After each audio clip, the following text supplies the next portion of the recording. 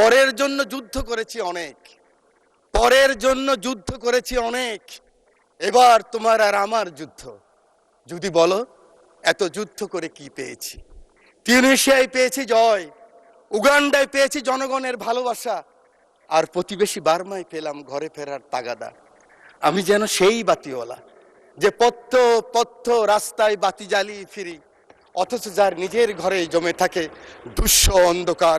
এই অন্ধকার আমরা কাটাতে চাই, এই অমনীষা থেকে বের হতে চাই। আমরা সুন্দর স্বাভাবিক সকলের জন্য যে বাংলাদেশ, সেই বাংলাদেশ চাই। আমি বলতে চাই এই চ্যালেঞ্জ আবার আসবে, ষড়যন্ত্র বন্ধ হয় নাই। আমরা কে কত বড় হব, কোথায় যাব, কি নিব, কি হব, সেটা বড় কথা নয়। বড় কথা হলো এই চ্যালেঞ্জ গ্রহণ করতে হবে। মাননীয় স্পিকার, আপনার মাধ্যমে পুরো হাউসকে জানাতে চাই, চিন্তা করেন তো, কথার সাথে বলতো জামাত শিবির, কথার সাথে বলতো জামাত বিএনপি, একসাথেই তো আমরা। আমার হাতে তো এখনো রক্তের দাগ নিয়ে লেগে আছে। এই মতিঝিলে 19 দিন ছিলাম রিমান্ডের মধ্যে। কেন আমরা ছোট করার চেষ্টা করতেছি?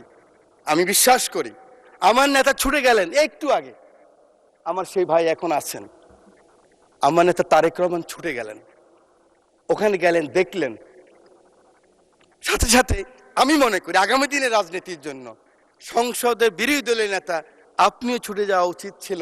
আমি জানি না আমার কথা কিভাবে নেবেন, যে মাননীয় সংসদ নেতা, আমি শুনেছি, আমি উপস্থিত ছিলাম, কারণ ওনার পিছনে আমি ছিলাম, আপনি গিয়েছেন, উনি বলেছেন আপনার কিছু প্রয়োজন লাগলেও আমাকে বলবেন। এভাবেই রাজনীতিটাকে আমরা এগিয়ে নিতে হবে। বাংলাদেশের মানুষের আকাঙ্ক্ষা এই রাজনীতি, মানুষ আর এই হিংসা প্রতিহিংসা আর দেখতে চায় না। বক্তব্য আমি শেষ করছি। যাওয়ার আগে দ্বিতীয় বিশ্বযুদ্ধের একজন সৈনিক, আমরা জানেন আমরা কিন্তু উইলস্টন যে চার্চিলের পক্ষে, মিত্রশক্তির পক্ষে যুদ্ধ করেছিলাম, এবং আমরা কিন্তু বাঙালিরা সবসময় এরকম ছিলাম।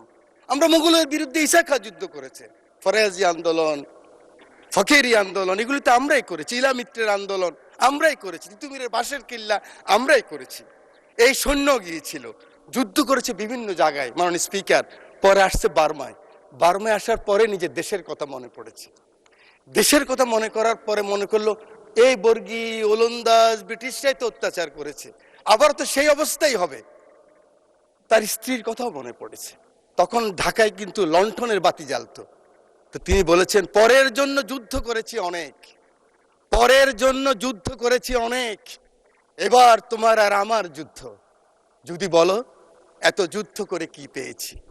তিউনিসিয়ায় পেয়েছি জয়, উগান্ডায় পেয়েছি জনগণের ভালোবাসা, আর প্রতিবেশী বার্মায় পেলাম ঘরে ফেরার তাগাদা।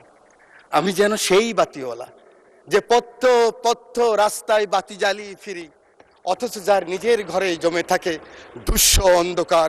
এই অন্ধকার আমরা কাটাতে চাই, এই অমনীষা থেকে বের হতে চাই। আমরা সুন্দর স্বাভাবিক সকলের জন্য যে বাংলাদেশ, সেই বাংলাদেশ চাই। আমার নেতা তারেক রহমানের সবার আগে বাংলাদেশ, সেই বাংলাদেশ চাই।